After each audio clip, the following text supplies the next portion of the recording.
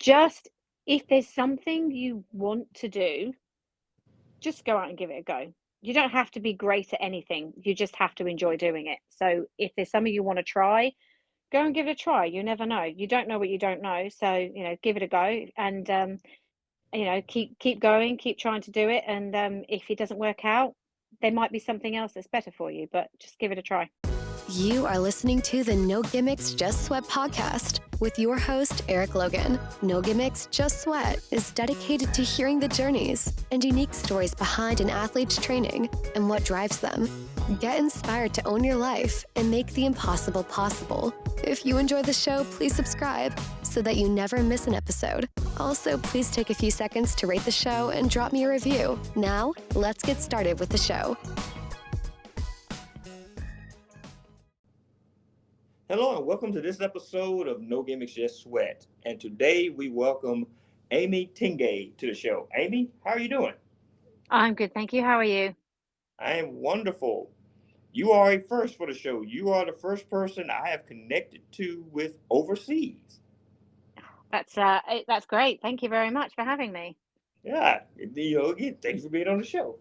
So, as we do with every show, we kind of start off with some icebreaker questions. Just pretty much a rapid fire. It allows the listeners to kind of get to know you a little bit better. And, it also lets me to kind of get to know you a little bit better as well. Because I always find something new or something fascinating about a person when I kind of throw out these questions. Are you ready? Yep. All right. Morning training or evening training? I would prefer morning, but it doesn't always work out that way. Okay. Cardio training or strength training? Cardio. Starting your day with a cup of tea or a cup of coffee?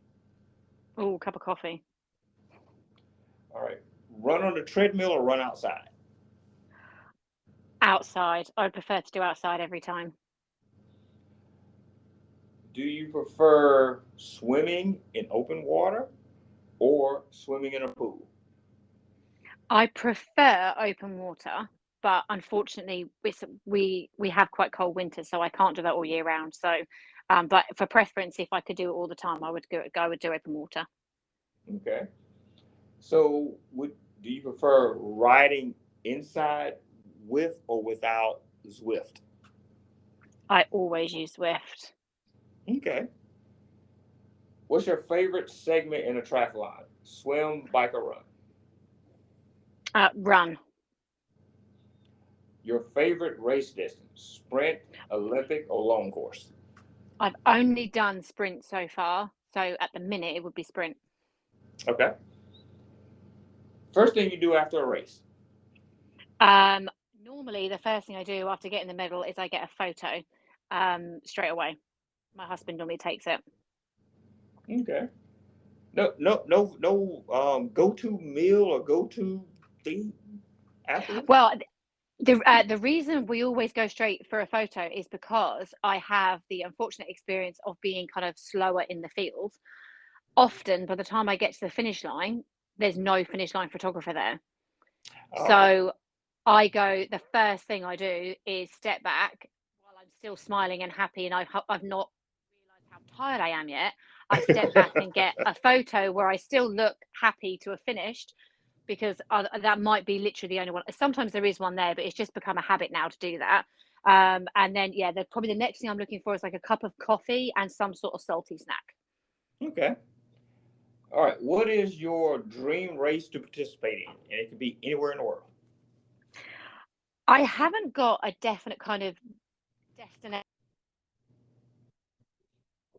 at the minute. I would very much like to work up to do a full Ironman. But I haven't got an idea in mind of where specifically I want to do it.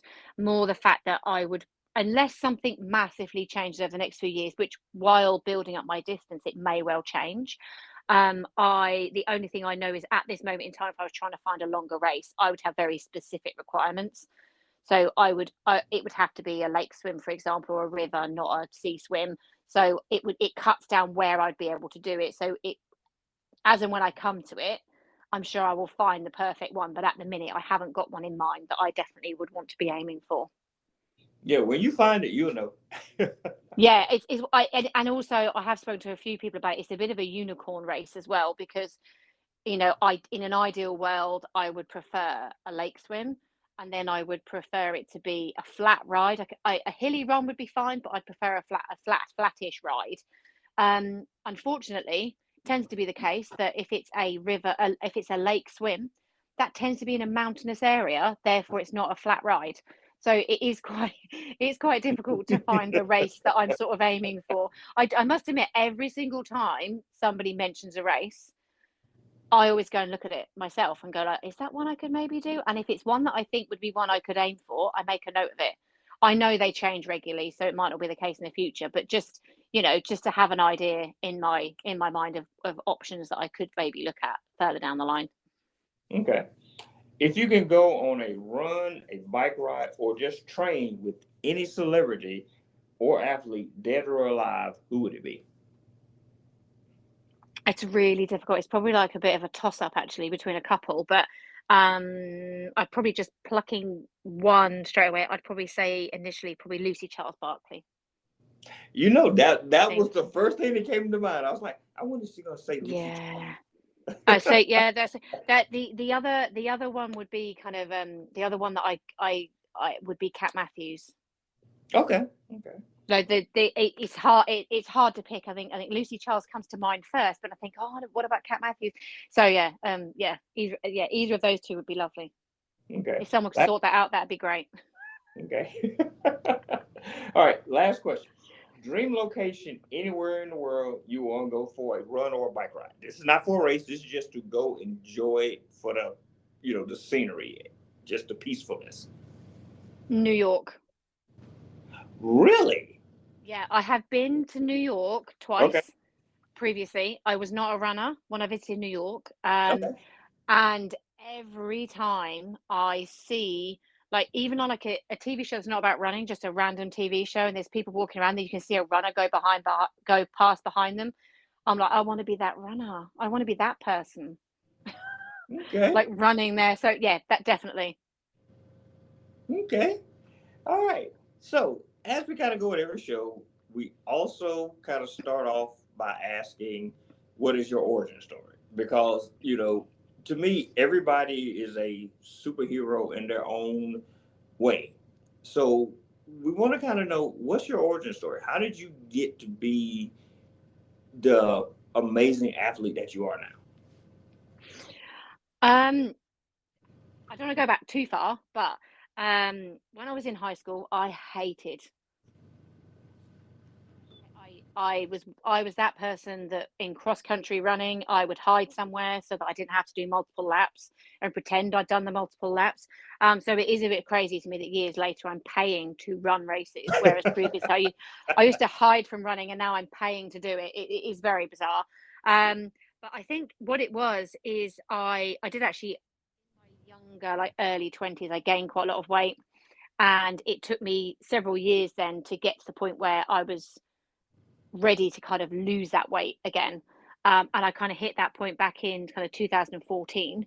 And in between 2014 and 2018, I lost over 10 stone in weight. Did have my daughter in the middle of that as well somewhere. So it wasn't quite 4 years to get all that weight off because I had a baby in the middle. But once I'd lost the weight, I thought, I feel better, I look better, I feel healthier, but I'm still not very fit. I still don't feel like my daughter was getting to the age where she was starting to kind of like run and move around. And I thought I still couldn't, like, if she just suddenly sprinted off away from me, I could catch up with her, but I might struggle. So I thought I need to address the fact that I feel quite unfit. And oddly enough, around that time, a challenge came up through my work to climb a building in London, not outside the building, inside the building, up the stairs, but one of the taller buildings in London, to do a stair climb challenge. I thought, well, that's, it's raising money for charity.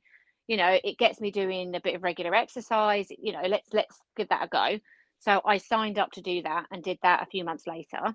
And while I was doing that, I started doing some other kind of exercise. So I did some of kind of the Sean T T25, Okay. like home workouts. You just do them in your lounge. You put the DVD on and do it at home type things. I started doing a few of those a week, and then I thought I'm going to try and do a little bit of running. And not a lot. I would just go out and run like a little loop from my house every now and then, not very regularly. And somebody or friend suggested to me that I should go and just try Parkrun. Now, you do have Parkrun in the US. It's just not as popular as it is over here. Yeah. It's a weekly.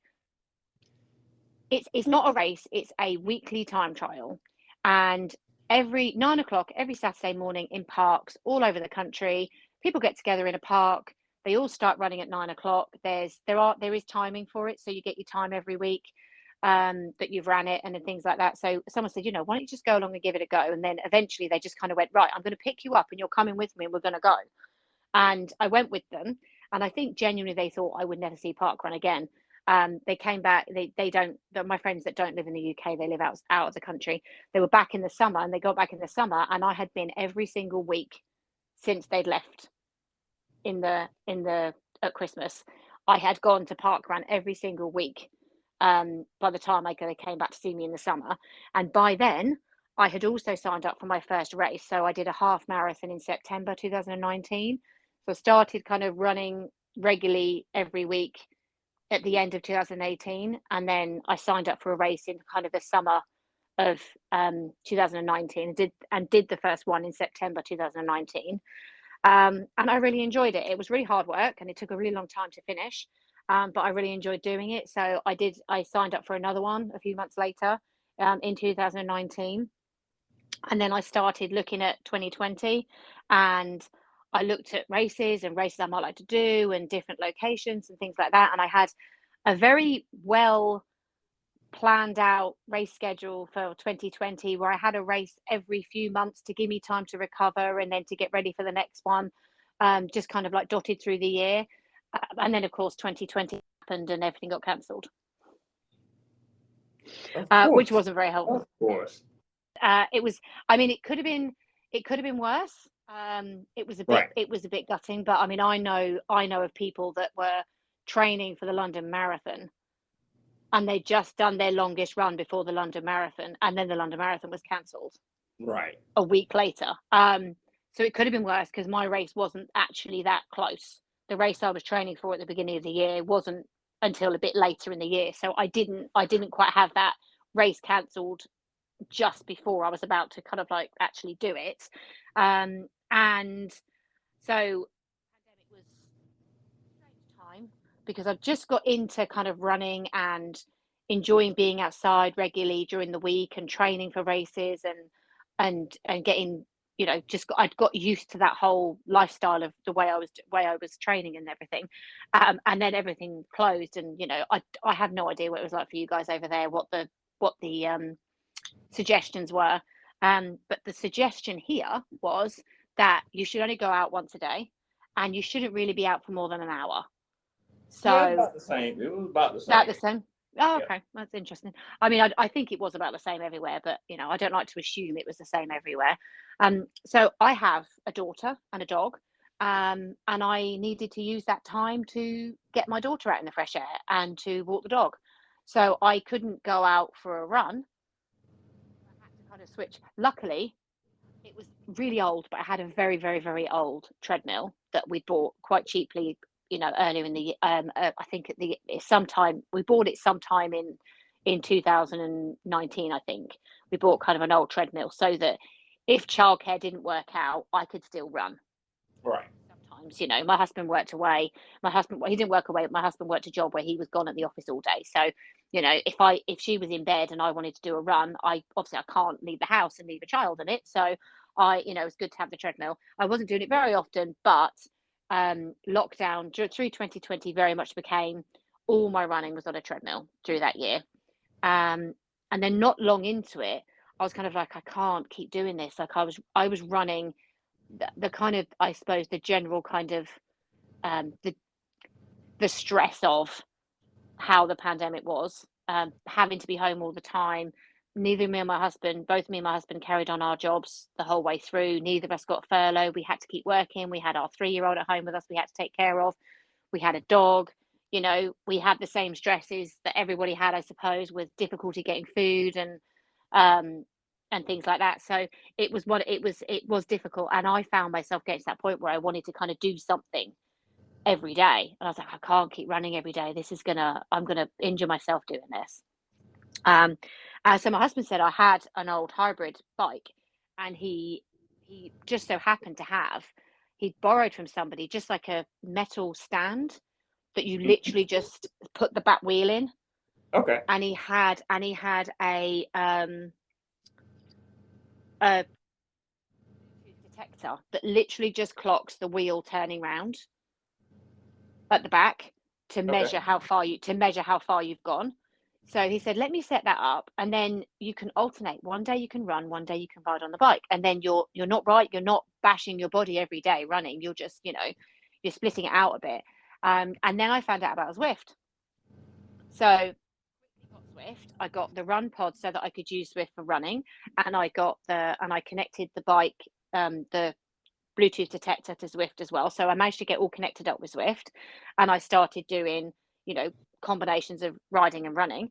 And then I found out about the Ironman VR challenges that they did during the lockdown. Yes. Yes. And yes, and I did a lot of them. I think for a few weeks there, that was like my weekend activity.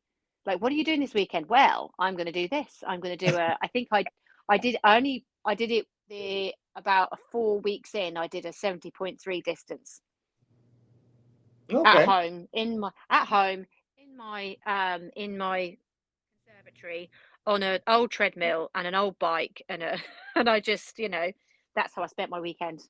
Um, Okay. just doing things like that. So by the time kind of everything started easing for lockdown, I was like, well, I could ride. I'm sure I can ride my bike outside. Once we could go out again, I took my bike out for a ride outside, and I was like, oh, I can do this. But okay, so I just need to be able to swim, and I could do a triathlon. See, there you go. So I joined the local tri club. Just coming out of lockdown, I joined the local tri club, my local tri club, and I started going to swim training every week. In the pool initially, and it just kind of built on from there. I must have started the training in like 2021, I think, and then I did my first triathlon in 2022. Okay. And then I did 2 in 2022, and I've done 4 this year. Oh, okay. Yeah, See, and I still. I was going to say the addiction has started. You started with 1, then you went 2, now Yeah. 4. Yes, yeah. Next year, stepping up again is the plan. Well, I would have done more this year. My plan for this year was 6, Oh, okay. but I had to have surgery back in May to have a benign cyst removed. Okay. So in order to kind of get around that, I had to drop one of the races that I planned to do because in order to do it in between races, it's like if I just don't do that race, if I do the first race and then don't do that second race and just go straight onto the third, I've got time then to have the surgery and recover in time for the third race. And if I don't recover in time for the third race, I'll just have to go on to the fourth and do less than planned. It was more important to get that done than it was to do the racing. So my plan was 6 this year, but a couple of them had to get dropped out because of that. Okay. Yeah, so I still run half marathons as well. So I normally kind of start my year with a half marathon early on, kind of like February, March kind of time, then do the triathlons May to September, and then I normally do another half marathon kind of at the end of the year, just to kind of end the year. Okay. Nice. Nice. So see, the bug has caught you. It has. I'm terrible at resting. Well, that's kind of, well, it depends. If it's resting in the sense of being still and not doing anything, that's one thing versus resting, getting the rest that you heal. So that's one way to kind of look at it. Yeah, I am. I get told that I go back way too. I've been told by many people that said you already raced the other day and you're already back training, and I'm like, well, I'm not training hard. Like, I'm doing a recovery run and a recovery ride and a recovery swim, and they're like, does it look any different from your normal rides, runs, and swims? I'm like, well, that's asking another question, Yeah. that is hard when you've raced, on a Saturday. You might say, okay, Sunday is a rest day. I'm gonna sit down, and you try to say, okay, Monday's gonna be my recovery or whatnot, and you're still kind of that that additional adrenaline is still kind of going through you. And I know with And me, sometimes I have to kind of tell myself, hey, Eric, slow down, slow down. This is recovery, but slow down. I must admit, actually, I'm quite glad. Unfortunately, that my trusty treadmill that got me through lockdown, unfortunately, it just stopped working earlier this year, so we had to get rid of it. We have, after lots and lots and lots of searching, we finally managed to get another one. Okay. So I've got a treadmill in the house. So actually, I would say that, and I remembered actually that earlier in the year when it was coming to recovery, when I was doing my recovery runs, Hmm. I would do my recovery run specifically on the treadmill because I would set it to a set speed Yes. and then not touch it. And Yep. it was easier to stick. I could set it to like a really easy pace and then just don't touch the buttons. Just don't make it go faster. Because outside it's quite hard sometimes to, especially when you say you've still got that race adrenaline going and you feel Yep. like you want to go. And when you've been in a race and you've pushed yourself really hard to finish the race really quickly, if that adrenaline's still going when you go out for your recovery run, it's very easy to go out for a recovery run, but this feels really good, and just start striding out and then not realizing that you're actually going a lot faster than you should be for a recovery run. So that's where a treadmill comes in quite helpful. Right. That's what I was gonna say. That's the a lot of people, they kind of like, oh, they call it the treadmill. I like, but there are advantages to using a treadmill. If you really need to slow down, a treadmill will help you slow down. Or if you have a family, Yeah.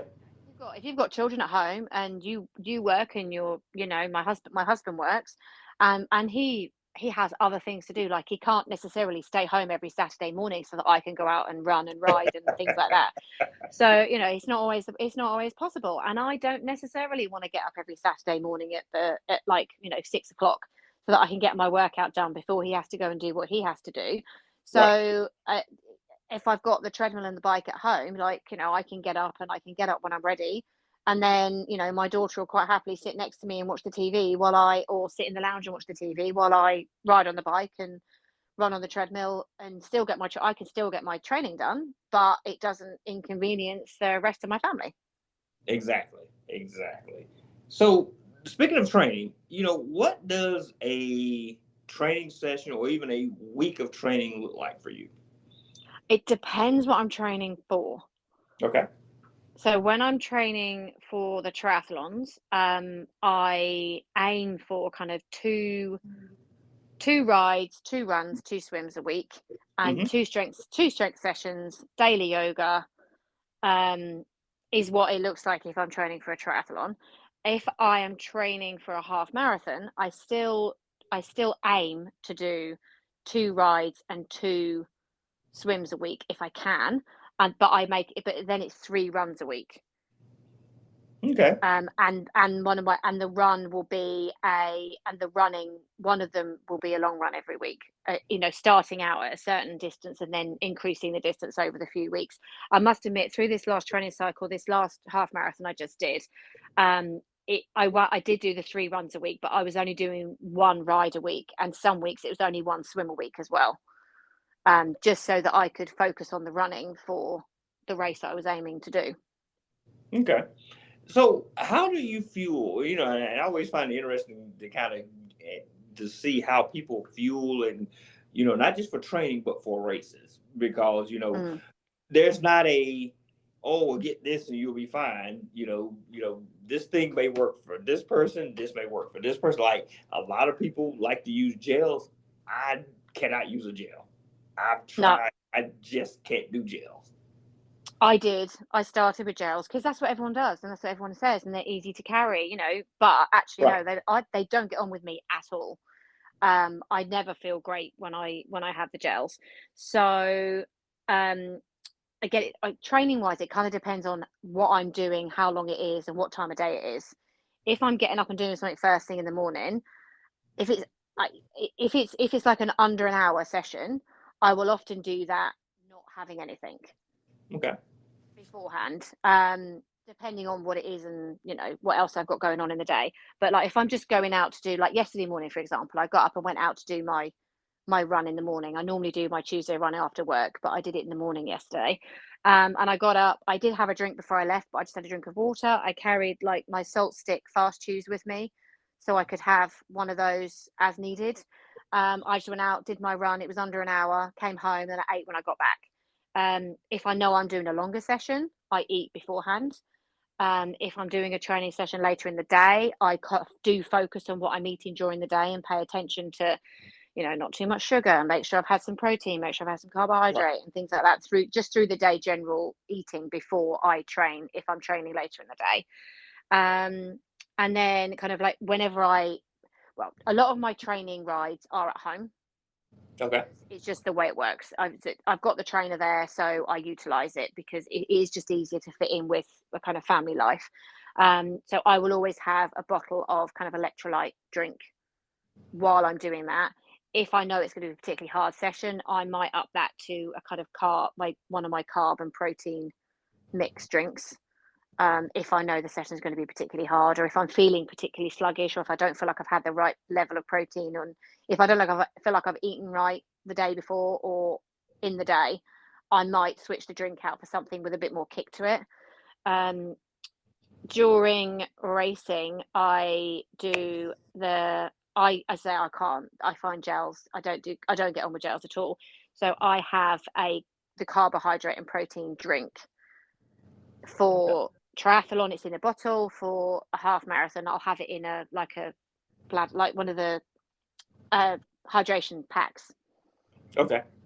With the, you know, that go on your back and the straw comes around the front type thing. I'll have it in there to just drink through the race. And then in triathlon, I drink it on the bike. With racing, with running, I just drink it as and when. I use the salt stick fast chews kind of throughout, and I take the salt stick race ready capsules as well, just to make sure I'm getting plenty of kind of electrolytes and sodium and everything in to feel good all the way through. And the other thing, if it's also, I haven't for triathlon because it's not that long an effort. For me, well, it's not as long an effort as say a half marathon is for me. I do also tend to, with a half marathon, I will also have a protein bar as well. Okay. Do you have a go-to pre-race day meal? Oh yeah, I always have chicken with just a kind of a really bland tomato sauce on, like a tomato pasta sauce, and well, we call it courgette, but I think you guys call it zucchini. Okay. Yeah. Nice. That's what I have pre-race. That's every time. Yeah. You have to have that one consistent pre-race. I'm a pasta person pre-race. Yeah. You know, you just don't feel the same if you don't have that meal. I don't know what I would do. I've met people this year, you know, when you have to travel to race, I'm like, so how do you get I'm very set in my pre-race routine of what I do. And I was thinking about it. I was like, if I had to travel before a race, like how would I do it? I get the same stuff every time, and I cook it the same way every time. Yep. What would I do if I was traveling? Yeah, whatever I travel. And in the morning, racing. Yeah, I was gonna say whenever I travel, it's one of those things that I'm like, oh, I've had to get in a hotel and go, okay, let me get this. I can microwave it. It might not be the same, but it's close to it.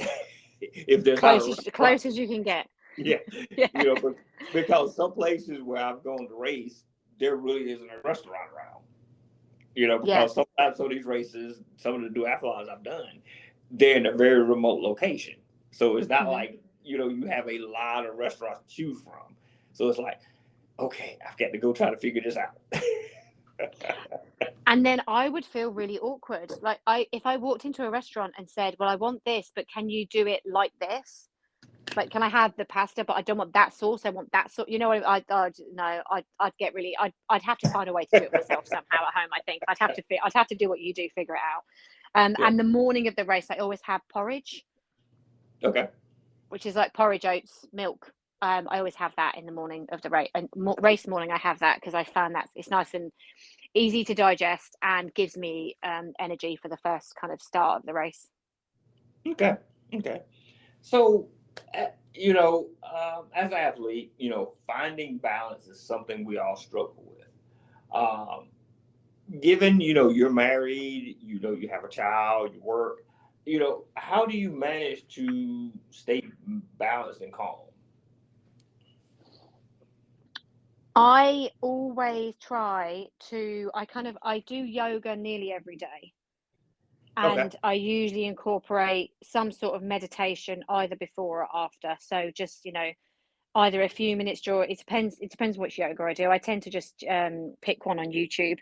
But there's some yogas I do that incorporate a meditation somewhere in the middle of it, or I do my own before or after. So I do try to do a little bit of yoga and meditation every day. And then just kind of like trying to be generally as healthy as possible. So trying to eat a balanced diet, not too much caffeine, try not to have too much sugar, though I am I do like cake. That's definitely a downfall. And then also Who try and get doesn't plenty of like sleep. cake now? Who doesn't like Everyone, cake? I don't. There are people that don't like cake. I don't understand. Are It's you like people that don't serious? like chocolate. I don't get that either. I don't understand people that don't like cake and chocolate. There's Oh, something not right there. yeah, okay. So some of that is kind of just, obviously I'm conscious that I managed to gain loads of weight once before, and I'm very conscious that I wouldn't want to do that again. So I'm already quite careful with what I eat. Right.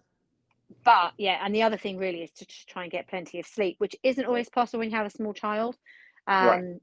But that's something I always try and prioritize is, eating right, sleeping right, getting in even if I don't manage to do a yoga in the day, I will normally find 5 minutes, 10 minutes, just 5 minutes, 10 minutes, 2 minutes, if that's all I've got, just to kind of sit and relax, meditate, breathe, think about nothing pretty much. Actually, I try and not think about anything. I just try and sit and have a bit of calm space for a little bit of time during the day if I can, even if it's just when I'm doing the washing up at the end of the day.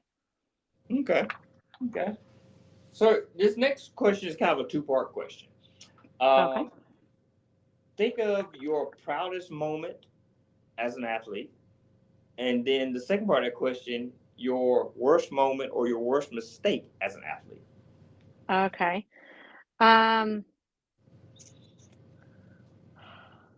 It's hard to say on the proudest moment because it's sort of, as the years go by, it changes. As you do different things, what you're proud of changes.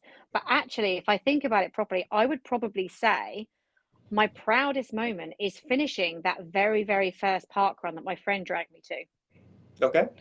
Because prior to that, I'd been going out and doing like little runs around the block, which were probably a couple of kilometers, and a park run is 5K.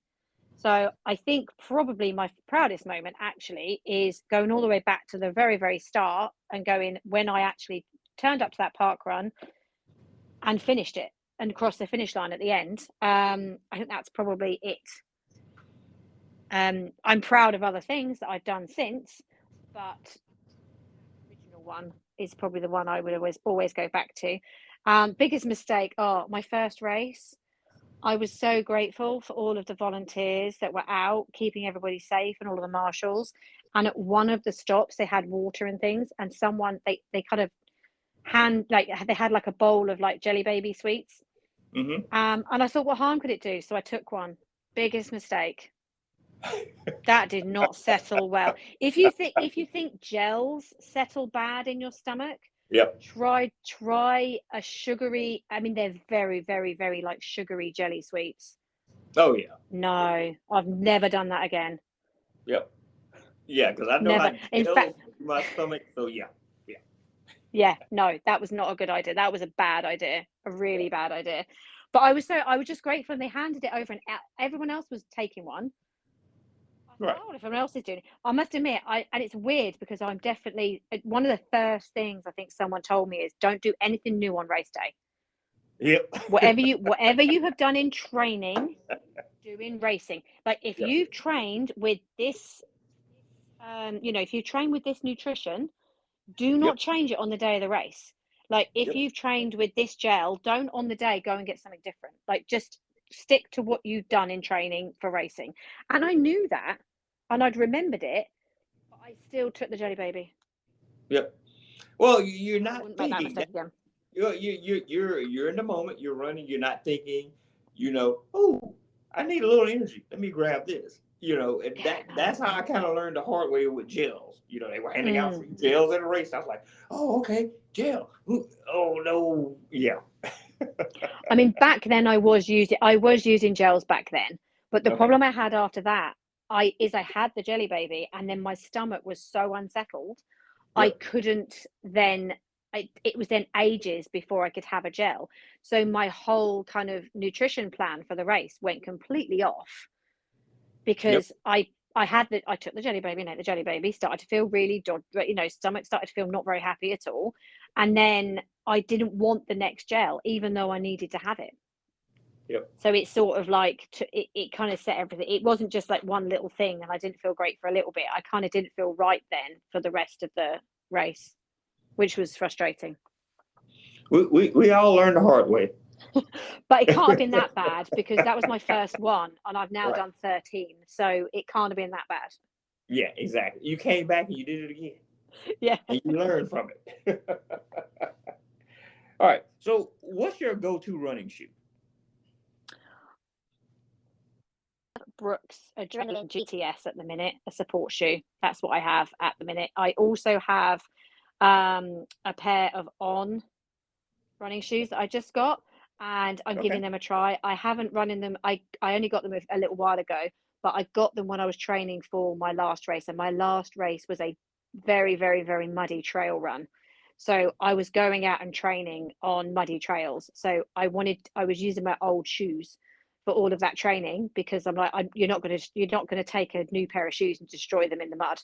Oh So no. I'm just starting to give the Ons a try to see how I get on with those because I've always only had like the one pair. And then you see all these runners with like their multiple pairs of shoes, and I use this for this and this for that, and I'm like, I use the same pair for everything. Is that wrong? So I thought, well, okay, then maybe it's time to switch it up and try some other shoes, and maybe I do need to have multiple shoes in the house for different things. So yes, I'm just starting to work with those. But I've had for the last couple of years, I've mainly had the Brooks. Yeah. Having multiple shoes for different types of things is helpful. If you can afford it. So I've kind of learned to separate my training shoes from my race day shoes, and Mm. I get more wear from my race day shoes because I'm only using them on race day. Yes, yeah, And I generally will run in them like, okay, I got a race Saturday, so let me, do at least one or two races during this week in those shoes, to make sure yeah, things fine. But after that, they go back on the shelf until the next race. yeah. See, And I don't know if I just get confused with the multiple shoes. I'd lose track of when I needed to replace which shoe. And the other thing is it took me a long time to find a shoe that was really right for yes, me. yeah, I kept getting kind of issues with my toes hurting. And I tried loads of different shoes and I tried different widths and different sizes and different brands and different makes. And I actually went one day to a running store near me and they had a treadmill in there for trying the shoes. And mm-hmm. I must have tried 20 pairs because I know straight away if it's not right because my toes start to hurt. If the shoe's not right on my foot, I know straight away that it's not right. So, and I said, look, I'm really sorry. I said, but I'd been in a couple of times and I'd taken shoes home and then brought them back and said, it still doesn't feel right. I said, can I just do it here? She said, she said, oh, use the treadmill. I said, yeah. I said, can we just go through a few different choices and I'll run on them on the treadmill for 5 minutes. I will know within 5 minutes if it's right or not. Oh yeah. I was there for ages, but we got there in the end. And then I've just kind of, and then once you find that shoe that you just kind of stick with it because it's like, I don't want to go through all that again. I don't want to spend 2 hours in a running shop trying to figure out what shoe to buy. So I've just stuck with those. But then I thought, well, maybe, there's more things have come out since then that I should maybe give a try. So I am trying other ones. Okay. All right. So you love running, you love triathlon. just being outside and being active. And what would be your message to people who, say that, what, it's too late for me to start. I'm too busy. I'm too old. I'm not in shape. What would be your message to them to get out and, share the enjoyment that you get from, running and triathlon? It's never too late. I mean, I started quite late. I didn't start till I was mid-30s, with any kind of exercise or regular exercise. So, I don't think it's ever too late to try anything new, however old you are. And it doesn't necessarily have to be, you don't even have to race. You can just go out and enjoy one of the elements that you like to enjoy. Just give it a try. If you don't like it, you don't have to carry on. If you don't like that, try something else. But it's important to get active, and I must admit, I feel much better when I'm active. So it works for me, and I'm sure 99% of people it would be the same. Being active regularly will make you feel better. Oh yes, my coworkers, they can tell when I don't have my morning run. They're like, "You didn't go running this morning." No. Nope. So they know. So that's why I do have a rule that if I can't do at least 3 miles outside, I try to do at least 30 minutes on the treadmill, and they will know if when I do not run. Because it's just Yes. it's a mood changer. Just getting active, getting outside. It's a total mood changer. It makes your day go a whole lot better. Yeah. I mean, I will if I've got something to do, I will get up early. Early. I still get if it's a day when I should run, I will always get up earlier to go and get that run done. Even no matter if I've got an event that I'm at all day, I will still get up early to go and do the run in the morning because, like you say, you feel better for it. Yes, yes. All right. So what's next for you? What does 2024 have in store for Amy? I think I haven't got anything set in stone particularly yet, but I think my plan would be to stick with kind of, an early in the year, probably a half marathon. I'm considering maybe doing a slightly lesser distance, maybe, but I haven't decided yet for my early race. And then I'll always have my kind of end of the season race in kind of winter time, just to kind of round the year off. And then my plan is to do 6 triathlons across the summer. I don't kind of have set in stone exactly which ones I will be doing yet. I will most likely be doing the ones that are in my local tri club championship. So there's normally 5 of those. So the likelihood is I will do all 5 of those. The only one that I know for sure I want to do in 2024 is I want to do the sprint distance at Challenge London. Okay. Okay. That's the only one I know for absolute sure I'm definitely going to do next year because I want to give that a try. I've looked at it for a couple of years and gone, oh no, not yet. Because the kind of the triathlons I've done so far have all been kind of smaller local races. I think the biggest one I was at had about 300 people at it, I think. Oh, okay. So, and I know from running that it's a whole different feel when you go. The race I did at the beginning of the year was the London Landmarks Half Marathon. So that's closed streets in the centre of London.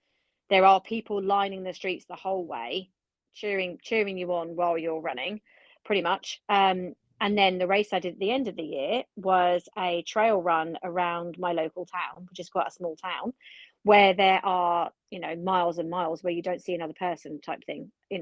It's a small race. There's not as many people racing. And you can go for you see the marshals regularly, but you do have blocks where you don't see anybody, and it is a very, very different feel. The local race where there's only a couple of hundred people versus a London race where there's thousands and thousands of people, the feel is very different. So I do want to go and try a bigger triathlon where there's a lot more people and see how I get on with it, I suppose. Okay. Nice. Nice. All right. Do you have any last words you want to share with the listeners? Just if there's something you want to do, just go out and give it a go. you don't have to be great at anything. You just have to enjoy doing it. So if there's something you want to try, go and give it a try. You never know. You don't know what you don't know. So, give it a go and keep going, keep trying to do it. And if it doesn't work out, there might be something else that's better for you, but just give it a try. Yeah, well said. So, Amy, thank you for coming on the show. And Thank you if very much. It was lovely to talk to you. yes, and if people wanted to connect with you or follow you online, how can they do so? I post pretty much everything onto Instagram. I'm on Strava as well, but I post most things to Instagram. There's quite a lot of information on there. So my Instagram would be the best place to do that. Okay. Again, Amy, thank you for coming on the show. Thank you very much. Lovely to talk to you. All right. Have a wonderful day. You too. Thank you for listening to this episode of the No Gimmicks, Just Sweat podcast. We really appreciate everyone who tunes in each week. If you enjoyed today's show, please support us by subscribing, rating, and reviewing the show wherever you listen to podcasts. And remember to tell your friends about the No Gimmicks, Just Sweat podcast, so we can continue to have awesome conversations with everyday athletes just like you. Until next time, have an amazing week.